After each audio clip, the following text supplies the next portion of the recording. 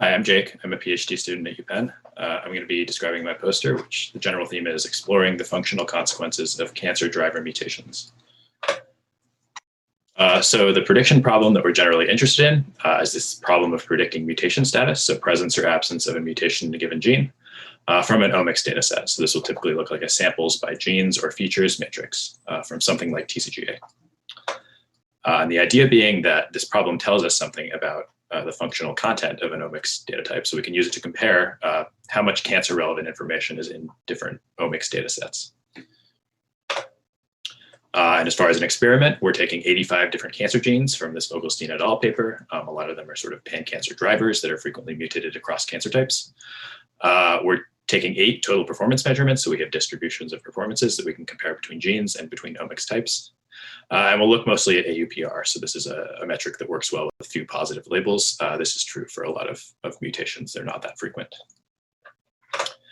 So this is a plot comparing all omics data types across different genes. We're looking here at gene expression, 2 methylation data sets, 27K and 450K arrays, RBPA data set, which is a proteomics data type, microRNA, and mutational signatures. And we can see that in general, the gene expression and methylation data sets tend to perform the best. They also tend to perform sort of on parity with one another. So whether you choose expression or methylation for a particular gene, it doesn't seem to matter that much. They both have considerable information content. And here we were looking at the performance relative to a baseline with permuted labels. This is another sort of correction for imbalanced labels for a lot of these mutations. So another thing we looked at is sort of multi-omics models. So what happens if you, instead of just using a single data type, you concatenate, say, expression and methylation. And we saw that in general, the multi-omics models tend to perform slightly better in some cases, but none of these differences are significant. So we had 8 total samples for each of these, and none of the distributions sort of increase with the multi-omics data. So that was a bit surprising to us because we expected to see pretty considerably better performance when we use multiple omics data types. But for this simple approach of just concatenating data, that doesn't really seem to be the case. So just to sort of summarize, gene expression and DNA methylation tend to be the best performers for this problem. So they tend to contain the most sort of relevant information to the presence or absence of mutations. And they encode a lot of the same information. So whether you use expression or DNA methylation doesn't seem to matter that much for most genes. And we also saw that simple multi-omics models don't really seem to provide much of a performance benefit. So when we just take omics types and concatenate them together, we don't see much of an improvement over the best single omics, so gene expression or DNA methylation alone model. So that was surprising to us. So here are some links. We have a paper that we're writing that you can find here. Code analysis is all available online. And I'm happy to chat about this stuff during the Q&A session after this or later on.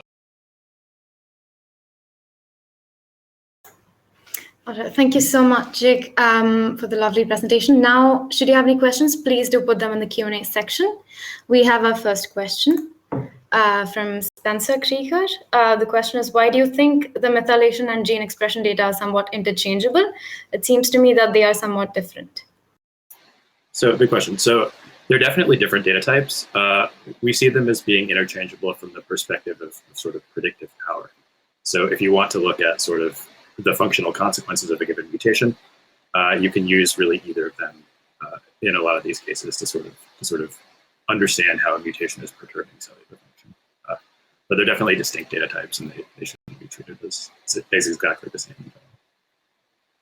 If that makes sense. All right. I hope the question has been answered. There is another question by Ayush. It says, great poster. What do you think the multi-omics integration did not give a better performance? Or why do you think? I'm so sorry. Yeah, so the method that we used for multi-omics integration was a very simple method. So we just took data types and sort of concatenated them into one big feature matrix. And that was supposed to just be a very simple baseline to see if sort of a very trivial approach to this worked. I think there are hundreds of multi-omics methods out there. It's very possible that like more complex or more involved ones would work. But for this simple method, we didn't really see